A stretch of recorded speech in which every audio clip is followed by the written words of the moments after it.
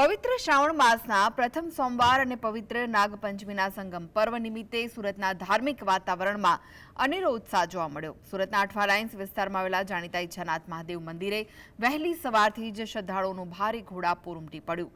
ભગવાન ભોળાનાથના દર્શન કરવા માટે હજારોની સંખ્યામાં ભક્તો લાંબી કતારોમાં ઊભા રહીને પણ પોતાનો વારો આવવાની રાહ જોતા નજરે પડ્યા। ભક્તોએ શિવલિંગ પર પવિત્ર જળ, દૂધ અને બિલ્વપત્ર અર્પણ કરી વિધિપૂર્વક જળાભિષેક અને પૂજા અર્ચના કરી હતી। શ્રાવણના પહેલા સોમવાર સાથે નાગપંચમીનો સંયોગ હોવાથી મંદિરમાં વિશેષ પૂજાનું આયોજન કરાયું, જેના કારણે વહેલી સવારથી જ દર્શનનો લાભ લઈ રહેલા તમામ ભક્તોના ચહેરા પર દિવ્ય આનંદ અને આસ્થાની ખુશી સ્પષ્ટપણે જોવા મળી।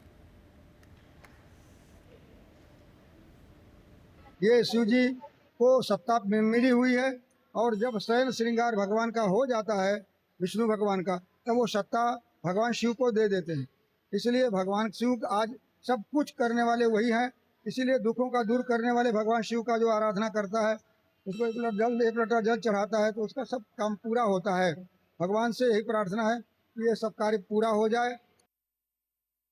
महादेव जी सबको खुश रखे, तंदुरुस्त रखे, तरक्की दे। आज श्रावण का पहला सोमवार है, भक्तों की भीड़ उमड़ी हुई है। सुबह से लेके शाम तक महादेव जी का नाम लेते रहें और जितने भी भक्त आए हैं उनका आनंदमय दर्शन करते रहें।